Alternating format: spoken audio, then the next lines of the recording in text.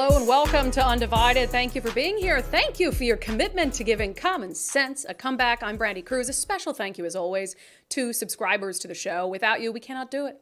We'd have to find other jobs. Who knows what we'd be doing, but we wouldn't be here. So if you'd like to become a subscriber, you can sign up for as little as $5 a month to support the show and our mission and our movement.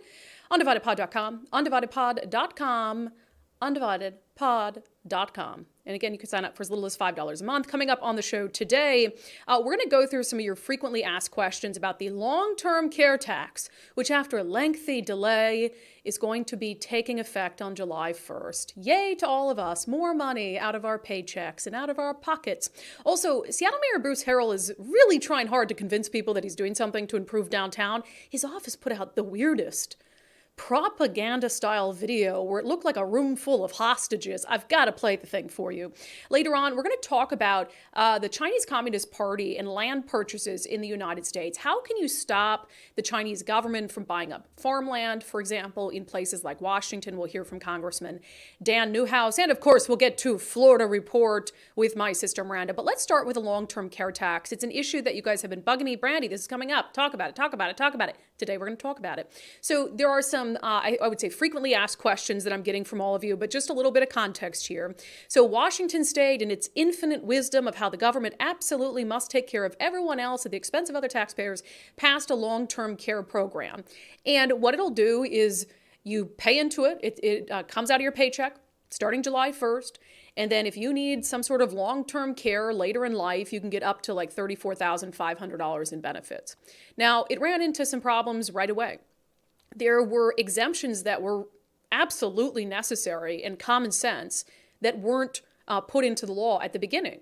Like, what if you're someone who lives in Oregon, commutes into Washington State to earn a living, but you actually live in Oregon and you don't get any benefit from any of it? And then there were people who, what if they're really close to retirement, for instance? Are you going to really start taking money from their paycheck right now and then they're not fully invested? And then there's this whole question that remains to be seen about whether it's even financially solvent, whether you're going to have enough money going in to be able to fund the program long term. Because back when this was first passed, people were given a window of opportunity to opt themselves out, to say, I'm going to purchase private long-term care insurance. And then if I do that and the state accepts it and sends me a letter saying you're exempt, then I'm good. Well, so many people did that private companies actually stopped offering that benefit in Washington State because they were worried that people would get an exemption and then the program would start and then they just cancel their policies. And that was kind of a workaround, right? So anyway, let me address a few frequently asked questions that you have as the long-term care tax prepares to begin. So let's go. Frequently asked question number one. If I obtained an approved exemption in 2022, is it still valid? The answer is yes. If you went through the process, you got a letter from the state of Washington because you obtained private long-term care and you have that, it is still valid. You don't have to go about and do it again. Okay, what do we got? Number two, can I opt out later on? No. If you have not received an approved exemption before it starts on July 1st, there is not and you're working in Washington State right now, there's not an opportunity for you to opt out. You are stuck with this thing for life, unfortunately. Okay, what else we got? If I purchased a private plan early on, can I be refunded? Highly unlikely. So there is a lot of frustration from folks who purchased a policy, even though they didn't want one, but they had to purchase it to be able to opt out of the state plan. And a lot of those people thought, I'll purchase this policy. And then when the state program begins, I'm just going to cancel it. However, there was a huge delay in implementation of the program. So then they were stuck with this policy. They didn't even want paying for it every month. And now finally the program's going to start. I'm sure a lot of them will cancel their private policies next month. But the question is, okay, if we bought that policy just so we could opt out, can we get refunded for all of that? I mean, technically, I guess that comes down to an agreement with the private company that you purchased it with, but I think the answer is probably no. Okay, we got one more here of frequently asked questions. Oh, this is an obvious one. How much is going to be taken out of my paycheck every 2 weeks or every month? So it's 58 cents per $100. So if you make $100,000 a year, this is going to cost you $580 a year. And I think most people will end up paying into it, $250 to $500 a year, essentially. So that's a lot, especially when we've been talking about high gas prices and all the other competing interests for your money for people who never wanted this. Their paycheck is going to start to be garnished by the government for something that who knows if they'll ever need or benefit from. Just government overreach, big government at its absolute worst. So one of the state lawmakers who was vehemently opposed to this program is Washington State Senator Curtis King. He's a Republican who represents the Yakima area. And I invited him in to talk a little bit about the program finally being implemented and what they might be doing to try to undo it. A lot of people, as you said, went out and they got a private long-term care plan that they didn't even want, right? But they're like, I'm going to get it. I'm going to get the opt-out letter from the state, and then I'm going to cancel that sucker, and then I'm just going to be exempt, which, why wouldn't you? That's what I would have done, right? Yep. But now they've been paying monthly for a long-term care plan for all this time that they never wanted in the first place. Have you heard a lot of complaints from folks about that? I have not heard complaints about that. What I've heard complaints about is we thought when they postponed it for a year that they were going to open it up and we could do it again. Yeah. You know, we could go out and get one. Of course, we tried to do this in a 3-month period, and we just overwhelmed the insurance industry, as you know, and they just closed it down. Or there would have been 600,000 or 700,000 people exempt. But we're not going to. Government doesn't want to open it back up. I mean, I had an email from a gentleman who said, I moved into the state. I have a long-term care plan, which is much better than this WellCares. But I can't opt out. I'm going to have to pay both, and I'm not paying both. So I'm gonna get rid of my really good one, and because I got to pay the one into the state, and it's not nearly the coverage. And it's just those kinds of things that are aggravating. It's like, well, and high school kids or kids that are getting out of college and going to work, and now they don't have a choice. But 2 or 3 years ago, they had a choice.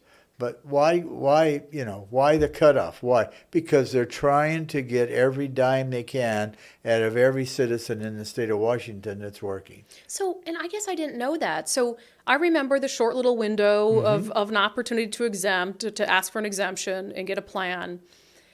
You're telling me that that's the only window for that will ever exist. That's correct. Even if somebody moves here from out of state, even if they just enter the job market, they will never have an opportunity. That's correct. That makes no sense. Tell me about it. I mean, we're going to have individuals that come into the state, move into the state that have long-term care plans, already have them. And been paying into them. And paying into them. And they may have been paying into them for several years. And we're going to say to them, well, guess what? You get to pay into another one. That's probably not as good, and the benefit isn't I as good. can guarantee it's not as good. The other part that has really aggravated me is Ben Vetti, who runs this wonderful show. And that is? He's the director of the long-term care program. I think he has WellCares, whatever good name we want to give it. But he says, well, there isn't anything out there in the private sector that's as good as this. Well, let me tell you, I have a niece. Yeah. The niece used to work for Boeing. Boeing offered a long-term care plan, not through them, but through a company called Trustmark. And she makes over $100,000 a year. She pays $20 a month for her long-term care plan, which is substantially more than the $36,500. In addition to that, she has a death benefit, and she can take it wherever she goes, because guess what? She's not working for Boeing anymore. She's working for Lockheed, and she took it with her. And so, I mean, there are programs out there that make this look like the fallacy that it is. This thing does nothing. Well, and the idea that there's anything the government offers that the private sector doesn't do better is just a joke to begin with. Yeah. Well, when we get down to it and this thing is fully implemented, we got to come back and look at what are the yearly costs to administer this program by the government. Yeah. You know it's going to be, we've already spent $52 million and we haven't even got anything yet. And so the overhead to run this thing is going to be astronomical, and it's every year that this is going to come out of everybody paying in so that we can keep a few more government employees paid and on the payroll. Yeah. So I want to talk about some of the problems that existed initially and see where those things are at right now. Sure. Have they been addressed? Have they not been addressed? So you talked about one of the glaring ones, which is If I live in Oregon or Idaho and live in Washington and I got to pay every paycheck into this thing for a benefit I cannot get because I don't live in the state, that's absurd. So you guys were able to get those exemptions. However, true to government form, it is going to be very bureaucratic for those individuals, correct? Can you talk about that? Well, every one of them individually has to send in the application to opt out of having to pay individually, and then do it every year. Every year. I mean, if the employer knows where you live, and if you live outside the state, just don't take the money. Just don't take the money. But no, can't do that. You know that few, if any, H-2A workers are going to be here long enough to be eligible for the benefit, but yet we're going to do it. The common sense of how do you run this program is just out the window. It's amazing what we're doing. And even ESD is starting to complain about the fact that they got to do this every year, and it's just ridiculous because it's not needed. Yeah. So the other glaring issue that I remember up front, and I actually don't know if it ever got fixed, is if I want to retire somewhere. Right. Like if I want to go down to Arizona or Florida and leave this mess behind, then can I either get my money back or bring that benefit with me? You walk away from it and you're done. So like the government's trying to force people to retire here. Yeah, well, guess what? The people I talk to, they're looking for a way out. That when they retire, they're moving. Yeah. You know, they're tired of this bureaucratic mess and all of the. Anyway, we won't get onto that subject, but yeah, no, it's not portable. That makes no sense. And it needs to be. There was another issue, and forgive me if I'm mischaracterizing it because it's been a while and I'm just remembering it, that had to do with folks who were close to retirement. Right. Where they'd pay in for a few years, but then they'd never be fully vested in the benefit, correct? Right. Was there ever a solution for them? We came up with, I shouldn't say we, the solution was that if you were born before 1968, so 55, if you're 55 or older, for every year that you pay in, you get 10%. No, Okay. yeah, 10%. I'm correct. Yeah. So you'll get a little bit of the benefit. So the interesting part to that is ESD and DSHS are saying, well, we're not going to have to pay anything out until 2026. So we're not going to work on how do we do that? How do we handle all that? What are the roles? Well, it was pointed out to me today that if you're 55 and in January and you pay in for a year, so you're eligible for 10%. Mm-hmm. And if you have something catastrophic happen to you, you can apply for that 10%. Yeah. Or if you're 55 and you work for 2 years, now you can apply for 20%. But that's well before 2026 when they think that's going to be when they first start paying out. I see. So they're going to have to pay out. The possibility is maybe not lots, but they got to be ready to make some payments within a year, in our opinion. And that kind of, I think, factors into, to me, what is the overarching question is it financially solvent? Well, they're telling me that they expect to take in $900 million a year. A year. Okay. Yeah. So, is it going to be solvent? I don't know. When you take in that kind of money, it's hard not to be. But I think as soon as people figure out how to use the system, and the best we can find out, there's no law, there's no reason why you can't be getting paid family and medical leave and also receiving the benefits from long-term care simultaneously. Yeah. And so, you're going to have people, what I would say is double dipping, and it's just amazing to me. The other thing that long-term care does is that it involves long-term disability. So if you're 30 years old, you go skiing and you break both your legs and you're going to be laid up and you can apply. If you meet the criteria, you can apply. And you can use up your 36.5. But when you go back to work, you're going to be paying for the rest of your life and you have no benefit. Right. I mean, and I can remember I had two Democratic senators that are friends of mine that I work with when we're in session. Well, I work with them continually. Good people. And when they first, and this was last year, when Ben first announced that this could be used for long-term disability, they went, "What?" They didn't know it. Yeah. None of us knew it. It was about long-term care, that when you retired and you got into your 70s or 80s or whatever, and you needed that, it was there for you. Right. But even at that, 36.5. So I have a friend that owns 2 adult daycare, not adult care centers, adult care homes, I guess. And I asked him on Wednesday at Rotary, I said, not going to give your name out or anything, but in Yakima, Washington, what do you charge a month to be in your home? $9,000. Wow. That's Yakima. You can imagine what it is in Seattle or Tacoma, because it's going to be more. He does a very good job. I mean, he really does. But $9,000. 4 months. 4 months. It's a real mess, just all the way around, in my opinion. Is there any way to unring this bell? Well, I don't think the legislature will do it. I wish they would.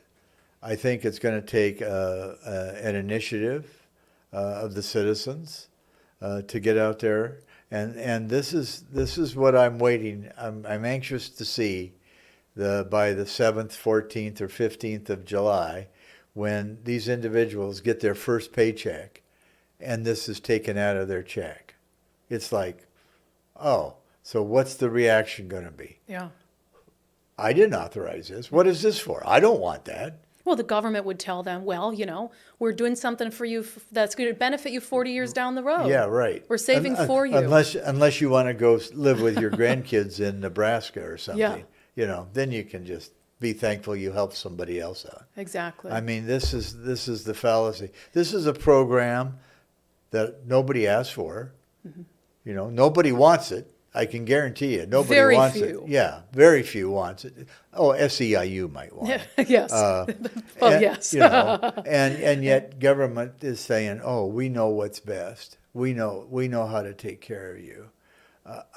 And this is what they did. They basically crammed it down our throats, and they've done everything, in my opinion, they've done everything they can to try and minimize the number of people that were able to opt out. Oh, 100%, no doubt in my mind. They've worked that to the nth degree, and I don't think I don't think there's ever going to be a time when you have an opportunity, and you should have an opportunity. The idea is you want people to have long-term care, and so why would you force people to have to pay for this minuscule program when you could go out and get a good long-term care plan that works and that will be a benefit and not be able to opt out of paying the government? So if you have any other questions on the long-term care tax, I'm sure we'll be talking about it more in the coming days. Always happy to try to get answers to you, even if I don't know them myself. So just reach out to us, undividedpod.com, undividedpod.com. All right, we've been talking about our friend Wes Jones with sellwithwes.com, longtime real estate agent in this area. He and his team have an awesome concierge service where if you want to sell your home, let's say you've been living in it for a long time and you just know that it needs some upgrades, it needs some fixes before you can put it on the market. Well, Wes Jones and his team can help you with that. He talked about what the boosting service entails. So we're going to come in, number one, and we're going to inspect a home, do a pre-inspection, and we're going to find out all those little hidden bugs that a buyer may be concerned with. And if a seller wants to do some cosmetic updates, whether it's flooring, whether it's lighting, countertops, even a kitchen, we're going to help guide them through that. So the Listing Boost Concierge Service, what we can do is we can project manage those rehab projects. We have a list of contractors and preferred vendors that we like to work with and have a ton of experience with, and we'll take that off a seller's hands. We'll go ahead and run that project for them, and we even have some options where they can pay at closing out of their net proceeds. Yeah, and that's a nice service. Not all real estate agents offer that to be able to help you out a little bit up front. So sellwithwes.com, sellwithwes.com, pay him a visit, a better way to sell your home. All right, let's get to our segment, Unbelievable.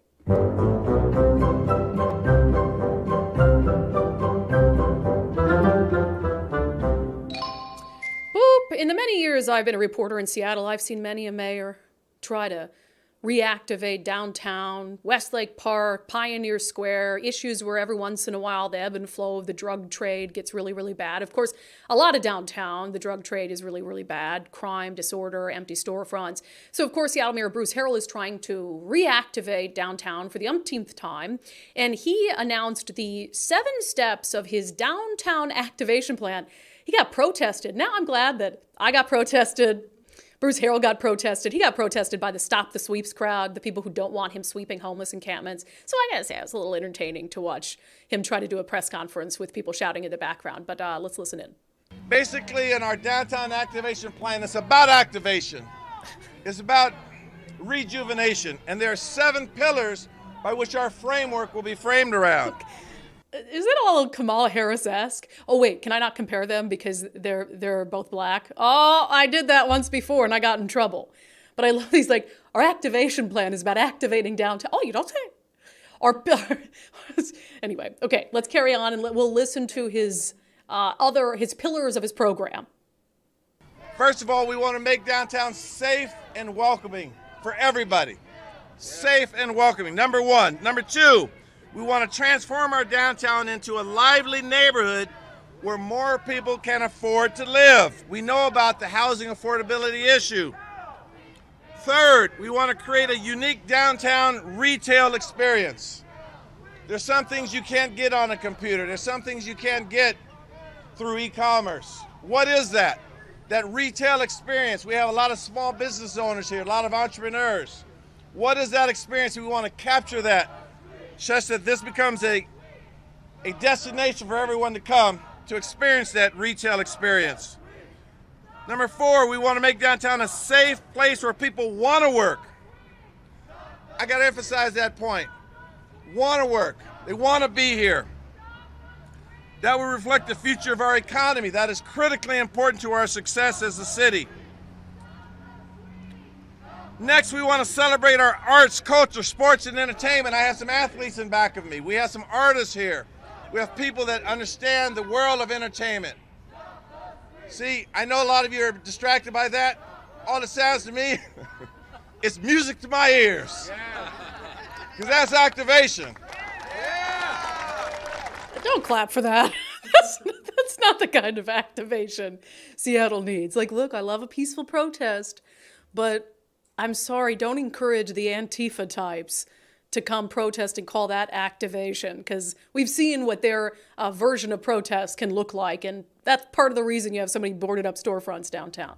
So what was that? We've got his activation plan about activating, the framework to reframe the experience for a retail experience. Retail experience. Yes, a lot of repetition there. Look, it's another just nonsense thing. I mean, sure, he's got a plan, like, fine. You know, we're going to hear on Sundays with Subscribers this week from John Scholes, the president of the Downtown Seattle Association. Hopefully that's a conversation that's a little more grounded in reality and all these big, bold promises. I mean, he put out his press release on this plan and had the word bold in it. Whenever I see the word bold, I just write it off. Until something actually happens, all of it is just talk. But anyway, I had to play this next video because I saw it come across the mayor's Twitter account. And it just screamed propaganda to me. It's this city-produced video where the mayor's like calling a bunch of city folks and council members into his office. And it's just like somebody following him around, videotaping him talking to this group and waxing poetic about the city, about how great things are. It was like propaganda, but it also looked like a North Korean hostage video where, like, the Kim Jong-un has all his advisors around him and they're all nodding and clapping like, oh, yes, you're doing everything great. That's exactly what it reminded me of. So let me just play the whole thing for you. He's always been a community member that showed his ability to bring people into space together for one common cause, right? And he's been able to do that on all levels. Yeah, I mean, this is just his niche. He's doing what he does, right? And it's good, it's great. We are recording. I have your consent, right?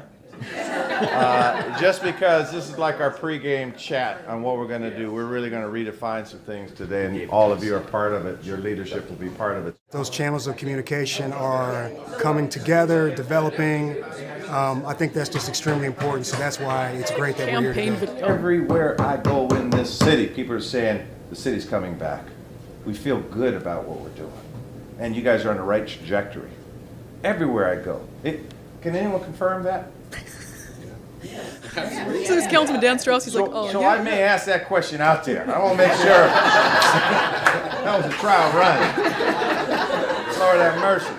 Those people that realize when you have a North Star, which is our One Seattle model, just because there's dissension and there's conflict, that doesn't mean you lose your North Star. In fact, you double down on it. In tough times, controversial times, times where it seems like we go through turmoil, that's where the magic happens, where we hold hands and pull ourselves together and get through it together. That's what we'll do. We have This is so everyone in the cringeworthy. ecosystem here, the city ecosystem, community leaders, treatment-based folks, elected leaders, strong leadership all around us. Let's pull together, and we were going to work in the next coming weeks on an ordinance that will pass. It will center our values. Here we go. The North Star, you point to it and you keep driving to it. I believe in the model because the model works. It was the most awkward thing I've ever seen a politician put out on their social media. It was like either a campaign video, a propaganda video, or both, and then all of those council members and everybody looked like they were in their hostage, where he's like, I've been hearing everywhere that things are better downtown. And then he looks around, right, you too? Councilman Dan Strauss, and they're like, yeah, Mayor, I have too. Super weird. I don't know who he's trying to convince. How about you fix things? And then you have a little video in your office of everybody celebrating. Weird stuff. Unbelievable. All right. Coming up next, we're going to talk about the Chinese Communist Party and the concern over land purchases in the United States and in states like Washington. But first, I've been talking about our friends over at First Mark Insurance. Mike and I are members of the First Mark family. I've been preaching this to everyone. Take the First Mark Challenge. Thousands of people have done it. It costs you nothing, and it could save you thousands of dollars a year. So while you're trying to figure out, how am I going to deal with the money they're taking out of my paycheck now for long-term care? How am I going to deal with the increased cost of gasoline? Take the First Mark Challenge and see if Dave Taylor and his team can save you money on insurance. Mike and I found out we were really underinsured, and that might freak you out and say, well, now I got to pay more for insurance. No, we got better insurance for the same price. So the risk is if you get in an auto accident and you don't have enough coverage, and let me clarify, you get in an auto accident that's your fault and you don't have enough coverage, then they can come after you personally for any additional amounts over and above your coverage limit. And that means things like your retirement plan, or come after your equity in your home, or garnish your wages. So it's a big thing. And like with you and Mike, I just think most people haven't had someone take the time to explain it to them in terms they can understand, and show them the how inexpensive it is to actually get the correct coverage. Yeah, we absolutely loved working with them. It was a really eye-opening experience. And again, it didn't cost us anything, and we have much better insurance. So you work hard for what you have. Make sure it's properly protected. Take the First Mark Challenge. FirstMarkInsurance.com, FirstMarkInsurance.com. They work for you.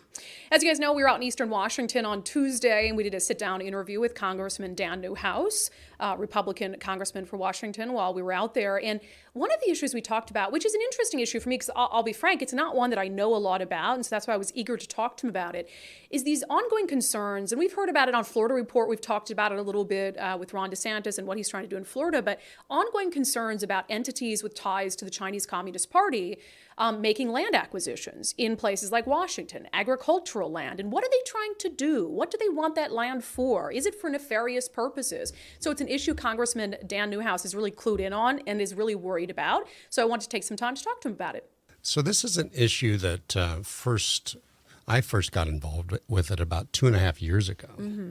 And the reason I did is because we started seeing a trend, and not just in the United States, but other countries as well, that Chinese are very aggressive about the issue of controlling resources, whether they're natural resources, whether infrastructure, whether production, agriculture in other countries, because they've got a huge population and they don't have the ability to feed themselves. They've got to go outside. So I get that.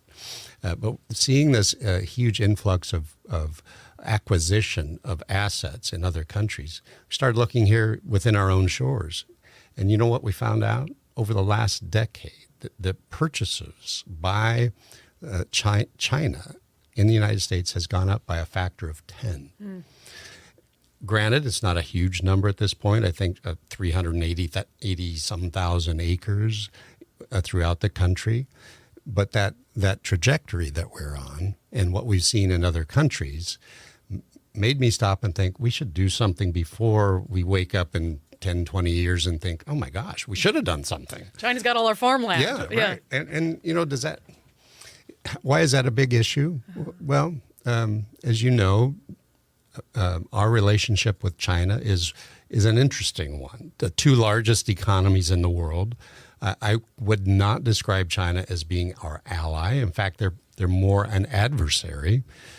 If we allow them to gain a foothold in a very important industry, one that I think national security and food security go together, if they have any control on any part of that supply chain, that puts us in a very, very precarious position. If in fact some tensions rise and there's some conflict between our countries, they could turn off that spigot of a very important supply of food to our nation. And where do we find ourselves then? So we've got to get a handle on this. We've got to be smart and strategic. And you know what I found out, which is a little concerning?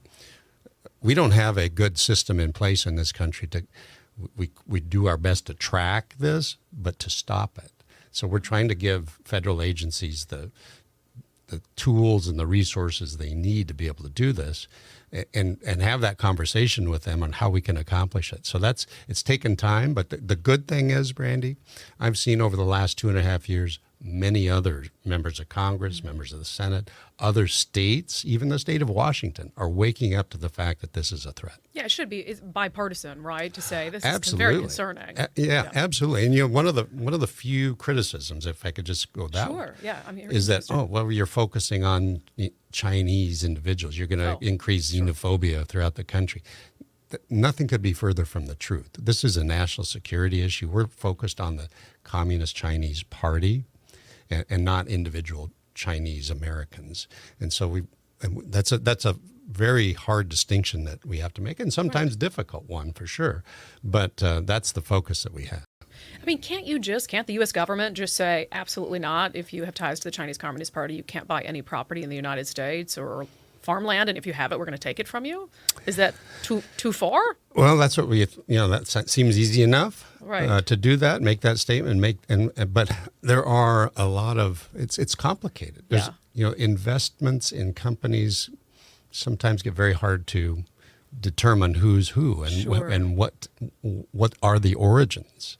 There's a lot of, I guess you could say, levels of ownership in big companies, and so sometimes it's not as easy as you think. And like I said, there's not a good system of reporting. If there's the assessor's office in Yakima County, gets paperwork, there's some kind of land deal going on, how does that get reported to the USDA or the Department of Treasury? There's no system to do that. So we're trying to put together, like I said, give these agencies the resources, the tools, come up with the system to put into place to prevent this. So I thought that was a fascinating conversation. And again, an issue I'm just learning a lot about, but I really think it's worth paying attention to, being aware of, and having a conversation about how do we deal with that issue in a way that isn't, people aren't like, that's racist against Asians, but really is focused on entities related to the Chinese Communist Party.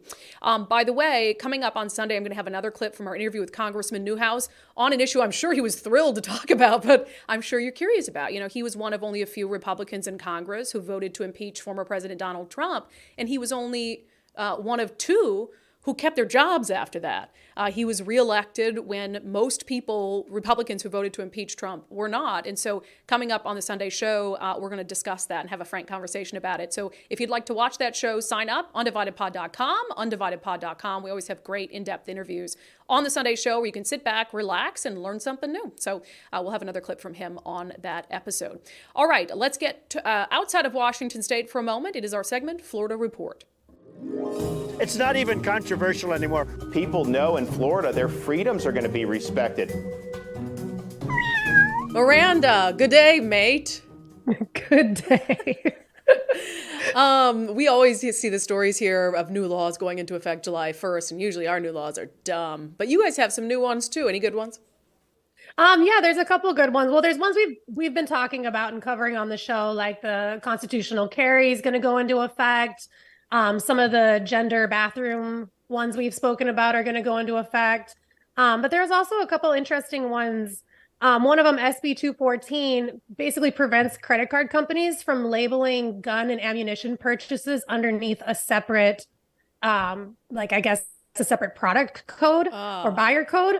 And I thought that was interesting to go at the same time as, constitutional carry. I'm assuming a lot more people are going to be like owning and carrying firearms, which, I mean, in my opinion, should only maybe increase firearm issues in the upcoming months and years. So it's funny that they decided to do that. I mean, that's obviously like an attempt to make it so you can't track firearm purchases. Right. You can't track it. And then if the government one day decides, hey, we want to take those away, they go and subpoena the credit card companies and they're like, who bought a gun?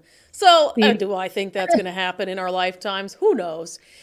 Perspective. And another one I liked was basically another law requiring schools to carry feminine hygiene products in the ladies' rooms. And oh man, that's something that did not happen when we were kids.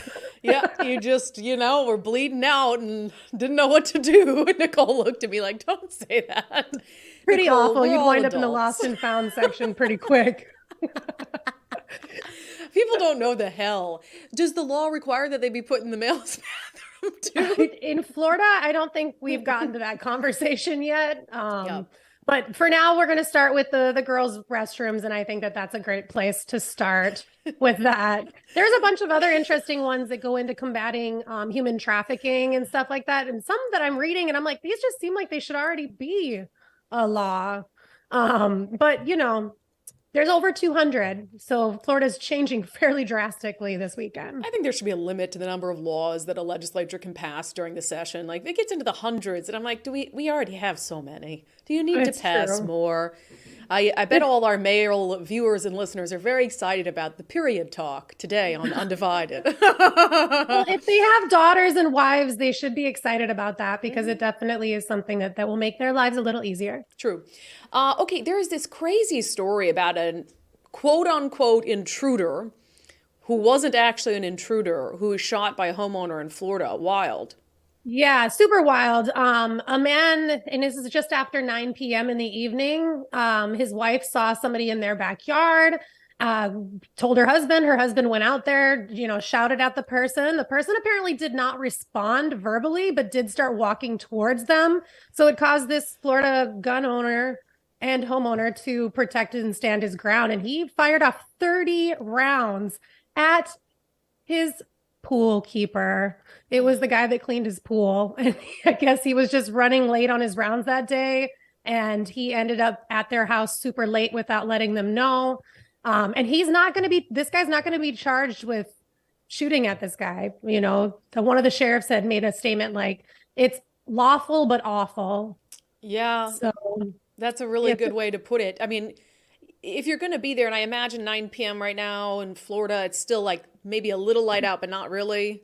Yeah, it's at that kind of shadowy hour where, if somebody's in your yard and you probably can't make them out very well. But either way, I mean, it's kind of a good lesson for everybody because the guy did not get directly hit by a bullet, which is so surprising to me. He did get some bullet shrapnel injuries, but if you're going to own a gun, please learn to shoot, man. Take some lessons, target practice. 30 rounds in a residential neighborhood, just blasting off at some random person in your yard is just not how you stand your ground, in my opinion. But I tend to agree. I don't know the whole circumstances, but even I think I could have probably hit him once. I'm glad he didn't.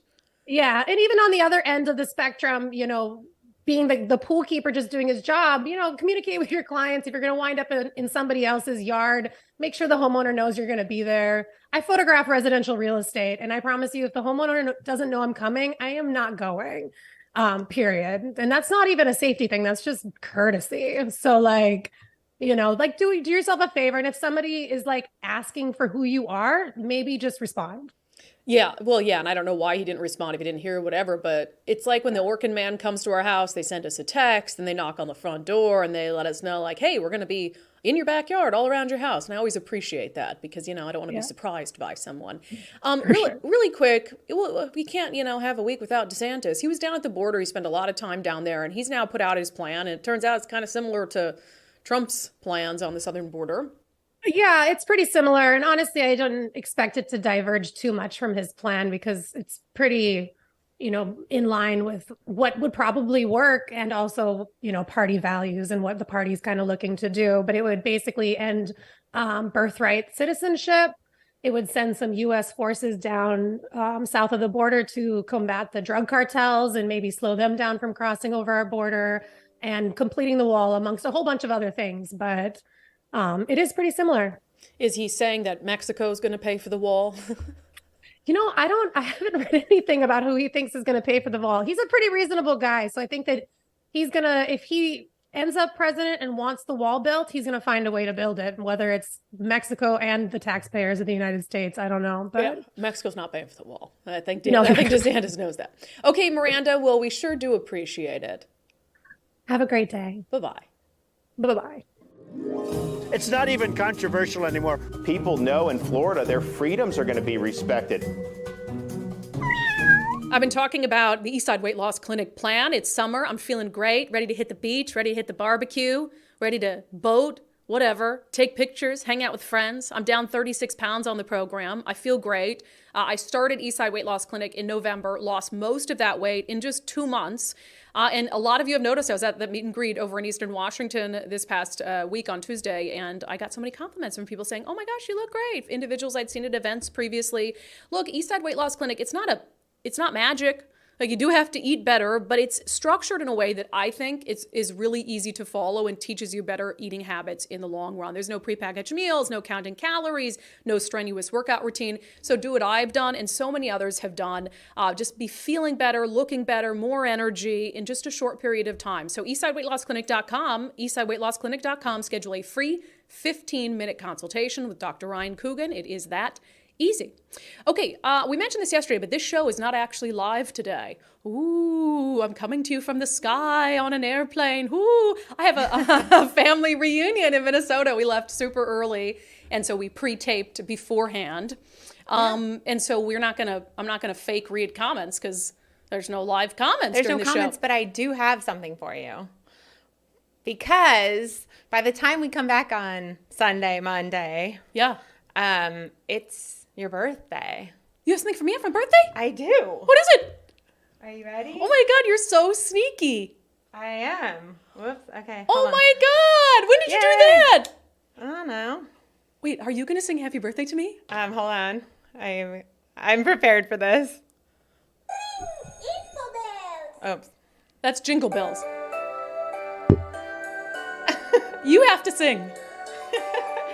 Look at this cool candle that has a blue flame. Oh my God. That's not creepy. What damn snort. Happy birthday, dear Brandi. Thank you. Happy birthday to you. No. Anyway. I don't know where you found that happy birthday. I don't know. It's pretty bad. Oh, that's good. Yeah, I'm going to be 35. So officially old enough to be the president. Woohoo. Woohoo. Oh. Thank you. I didn't know when did you do all that? See, we're so good at sneaking things because we're both so, anyway. I got it ready while you went and got some food and then I grabbed the lighter when you weren't looking. You mean when I went and got a salad and some lean protein and then just did a commercial for Eastside Weight Loss Clinic? Do you know what these are? No. These are, oh yeah. Well, I mean, all you're right. allowed a little treat here and there, especially when it's your birthday. I'm on maintenance. I can totally. What's your favorite dessert? Yeah, are they carrot cake something? Yeah, they're carrot cake. Oh my gosh, this is the How best perfect day. Is that? Thanks, Anyway, Nicole. you're welcome. That makes turning 35 Happy birthday. even better. All right, instead of reading comments, we'll just wish you a wonderful holiday weekend. Be safe. Remember, if you're going to go to Idaho, follow the law or you're going to end up on probation. But we will see you on Monday. probation. Yeah, well, we will have Sundays with subscribers. On Sunday, we're going to hear from, well, I'll talk about that in just a second after sanity check. But so we'll see you Sunday, and then we'll see you Monday. Yeah. But, most people celebrate 4th of July weekend over the weekend. So, okay. All right, let's get to our closing sanity check quickly, shall we? Go ahead. So I don't know what's going on with the mainstream media, but they've all of a sudden started to care about Hunter Biden and what Joe Biden did or did not know about his son's overseas business dealings. And I think it's part of some long-term strategy because they know he can't win to replace him with Gavin Newsom, but, probably a conspiracy. Maybe not, though. Anyway, I find it interesting and very telling how President Biden has started to react. And we played last week on the show Karine Jean-Pierre and her very aggressive rejection of questions about Biden and Hunter in the White House briefing room. I want you to listen to just how angry President Joe Biden got at reporters in a press gaggle on the White House lawn asking him questions about Hunter Biden and what he knew or didn't know. President Biden, how involved were you in your son's Chinese shakedown text message? Were you sitting there? Were you involved?